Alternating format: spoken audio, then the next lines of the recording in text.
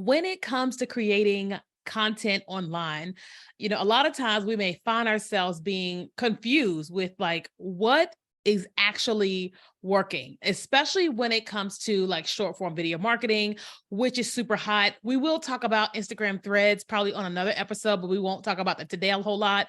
But we are talking about like content strategies that works, especially when it comes through to video marketing and short form video marketing. And I don't know about you, but I remember when I first got started with short form video marketing, I didn't know what I was doing. And I actually wish that someone would have given me insight into what I should actually create, what I should post in order to be able to sell my products and services. Well, today on the Key and Kelly podcast, we are going to talk about types of content that works so that you can stop being confused, overwhelmed, and just out of it when it comes to what works with you being able to sell your products and services. Welcome back to another episode of the Kenya Kelly podcast. I am very excited to be here with you today as we talk about content strategies. And, I'm always trying to give you all of my secret sauce, all the things when it comes to being able to build your business online. Now, if you're listening to the podcast, you're definitely going to benefit a lot to be able to have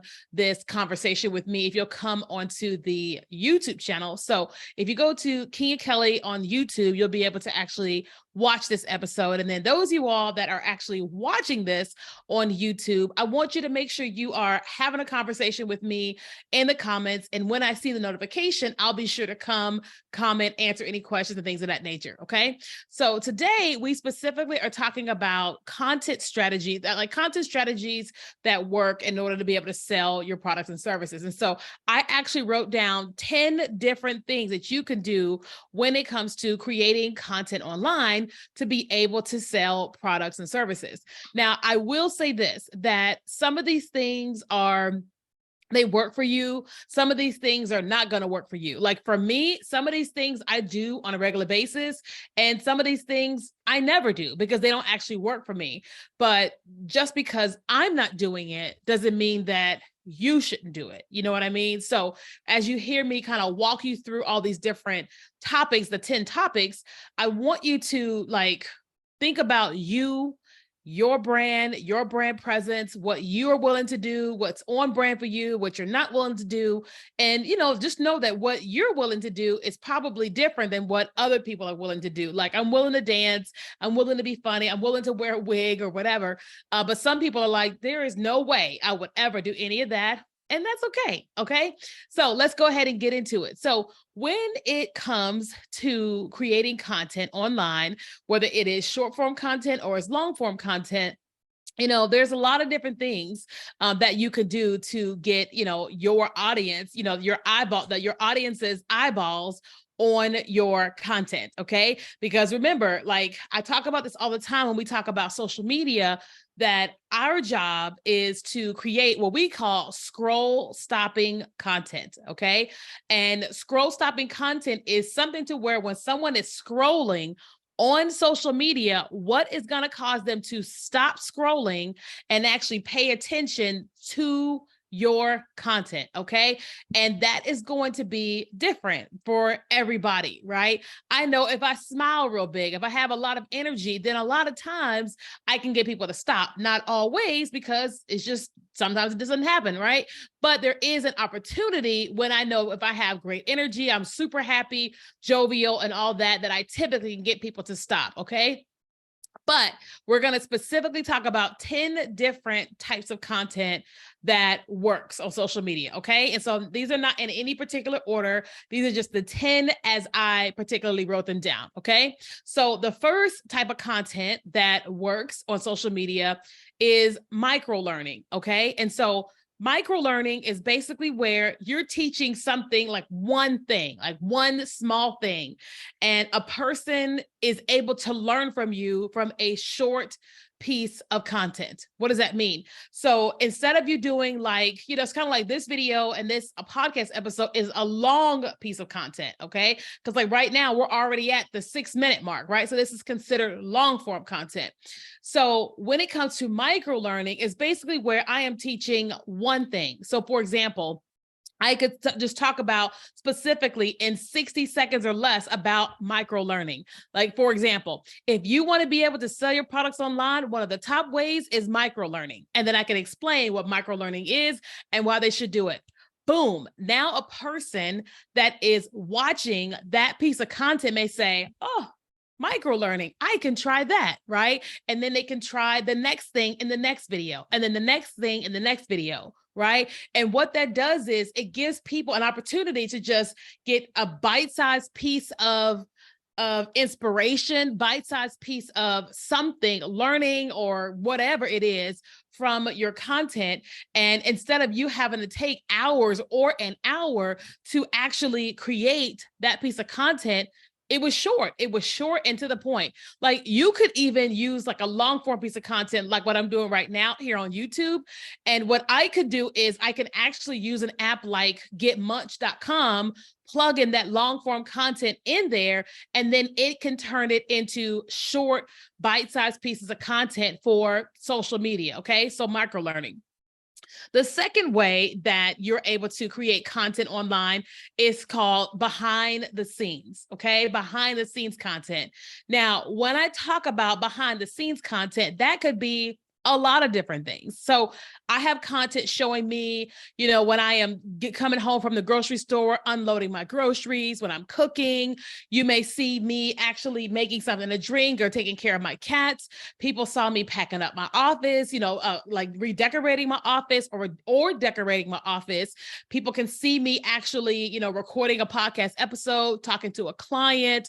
Or if you have physical products, it could be where you are actually printing out all the orders, the labels for your orders, or they see you actually boxing up all the different orders, or you actually going to the UPS store or your USPS or whatever. But it's an opportunity to kind of get behind the scenes of like what they normally would see you selling your product or service. Well, now they're actually experiencing in a different way called behind the scenes. Now, one of the great things about behind the scenes content is that the content can be shot while you're doing other things, right? So like when I was painting my new office, I just propped up my phone on a stack of paper towels and I just painted, right?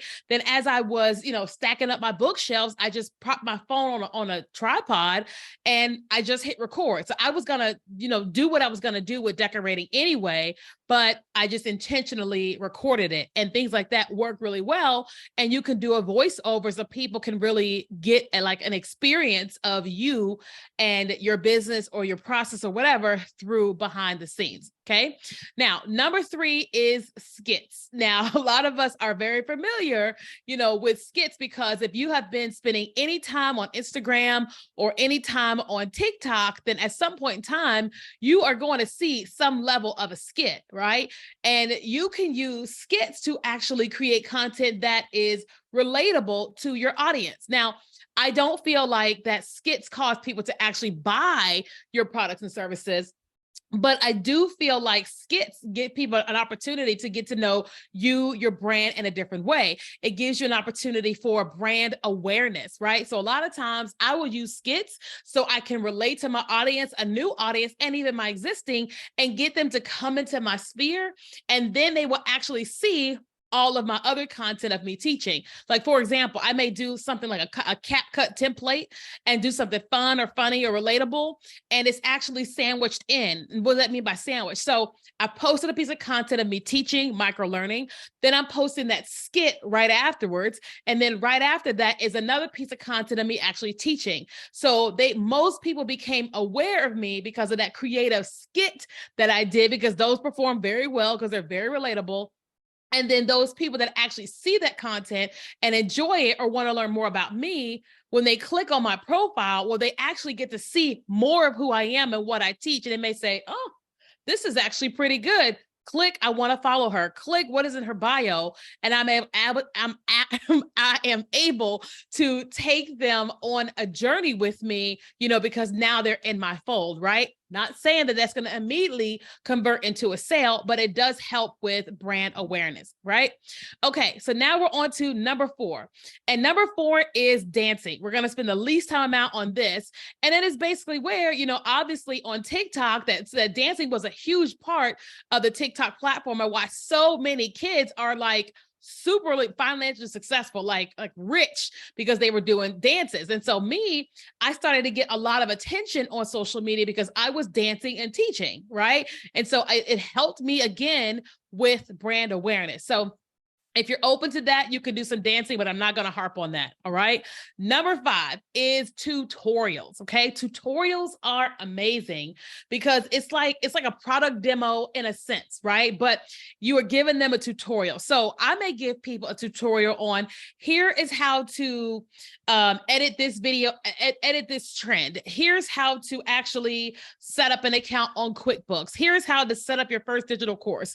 And I may give them like a tutorial on here's how to do A, B, C, D, E, F, G. And there's a video showing them step 1, step 2, step 3, step 4. People love tutorials, especially if they don't know how to do something. Like, think about how our behavior is with YouTube, right? So we go to YouTube to learn, right? And we're like, listen, I have gone to YouTube so many times where I am like, what was the problem I had recently? It was, I couldn't do something.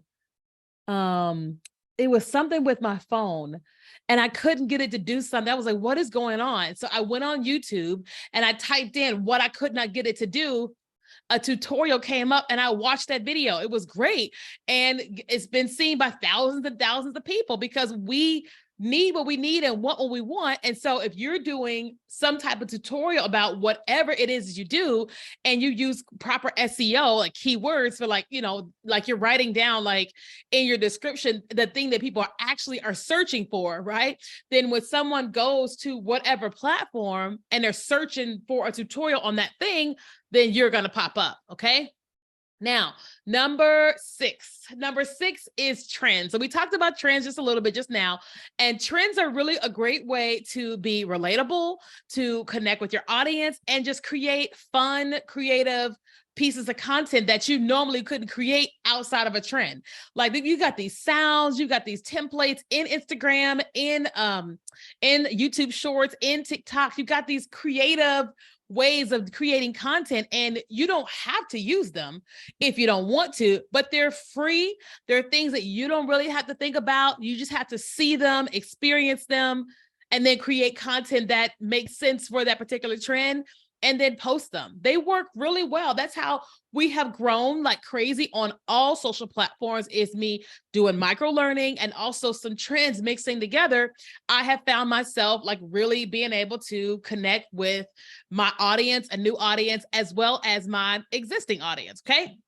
So the next thing is number 7, and this is reactions. Okay. Reactions. So there's a lady whom I follow on Instagram, and she gives reactions to news stories, PR crisis. Right. And so she's always looking for something hot that is in the media that everybody's talking about. And she gives reactions from a PR standpoint. That's just making people more interested in working with her as something that helps, someone who helps with PR crises.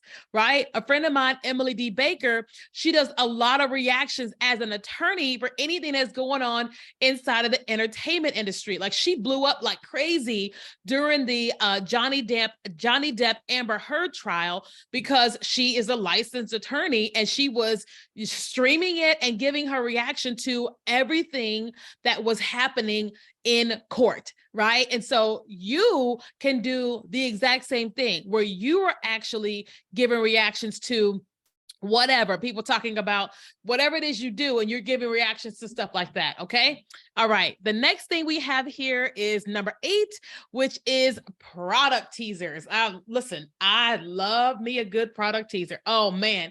Every single time I am teaching a group of people on Zoom, I like to showcase product teasers that I have seen on TikTok. And they're always like, one time they always say, oh my God, I got goosebumps and it was just makeup, but the way that they were teasing their upcoming product made you interested in it, right? It's kind of like the D'Amelios was launching a line of footwear and they just kept doing teasers and teasers and teasers, getting people to opt into their email list so that when the line launched that they were able to purchase the thing before it sold out. Works really, really, really well. You can do the exact same thing. This could be a physical product or it can be a digital product, but you just have to learn the art of teasing your products online. Like it's really easy if you watch if you watch other people that do really great job with teasers, all you have to do is go, I'm gonna copy that. But you're selling totally different things. Like you could be selling water bottles and they're selling eyeglasses, right? And that's okay because they're two totally different things. Now you've got inspiration from someone else who did it really well and that they got your attention with their teaser, okay? Now we've got two more. The number 9 is demonstrations, okay? Demonstrations. And this is you showcasing how to use your product, okay? This is showing how to actually use your product, okay? Because, I guarantee you that a lot of us have been interested in buying something, using something or whatever, but sometimes we're like, well, I don't really know how I'm going to use that. I'll give you an example. You may not like this brand, and I get it if you don't, but Shein does a really great job doing demonstrations. They do a really good job with this. Okay. Now I have seen so many videos on Instagram and TikTok for Shein Home or Shein Home. Okay. Where someone did quote unquote a haul of Shein Home. And now they are showcasing how they're using this product and this product and this product. And what it has done, I just moved into a new apartment, very big apartment. And there's a lot of things in here that I don't have because I didn't need it. I didn't have as much space in my old apartment, right? And so now I'm like, okay, I need this, and this. I know those needs, but as I have been watching these videos from Shein, I'm like, oh, I could use that. I could use that. I'm not saying I'm going to buy from Shein, just give you an example, but like, I can see the value in some of these other, like, I just really can see the value in some of these things. And the only reason why I am aware of my need for it is because of their demonstrations with those products. So the same thing goes for you. If you're selling something, you can do the exact same thing. So whether you agree with Shein or not as a brand, go and look at their marketing strategy. It's really smart. SHEIN. You'll see they're doing a really great job with this on Instagram and on TikTok.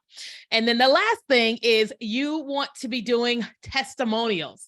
Testimonials are such a great thing to do as it pertains to content. Okay. Such a great thing to do because everybody wants to know, do people like it? Right? Do they like it? Right? So like, if I'm going to buy brand new lipstick, I want to see what are people saying about it. If I'm thinking about buying a new dress or buying a new desk, like I got this stand-up desk from Costco. And the only reason why I bought this desk from Costco is because so many people were speaking so highly of this desk that it just made sense. So I bought it. It was like $300 and it is amazing. Like once I finish this episode, I'm going to stand up and all I got to do is hit my little button and bzz, and I can stand up. And so the same thing goes for your physical, your digital products. Like a lot of times we are selling our courses or consulting, people will come to us and they'll say, well, do you have any testimonials of past clients that have had success with you, that have whatever in our courses? And we're able to send them links to tons of reviews. We're able to let them like look on our sales page where they can see what our clients are already saying.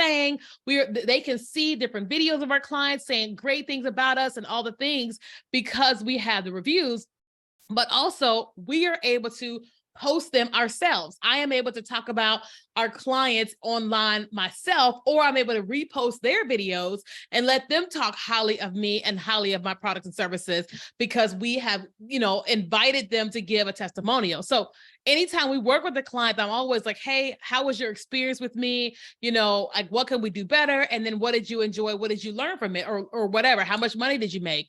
And we always get, you know, what we get from our clients, and we're able to share the testimonials, and people who are interested in working with me or working with our company are like, yes, because now they can see that other people are speaking very highly of us. Okay. So let me go over all 10 one last time. 1 was micro learning. 2, behind the scenes. 3 is skits. 4 is dancing. 5 is tutorials. 6 is trends. 7 is reactions. 8 is product teasers. 9 is demonstrations. And 10 is testimonials. And as I said in the beginning, you don't have to do all of this. You can do none of this, right?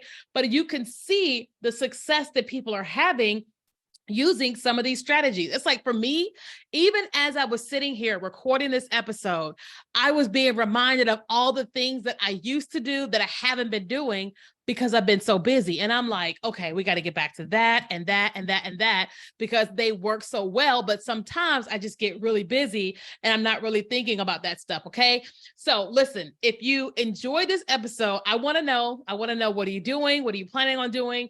And I want to hear from you. I want you to come on YouTube if you're listening to the podcast, and I want you to ask me any questions you have, and then comment and tell me what you're going to do. And if you're watching this on YouTube already, be sure to subscribe to the channel and hit the notification bell. That way you'll be notified every single time we have a new episode.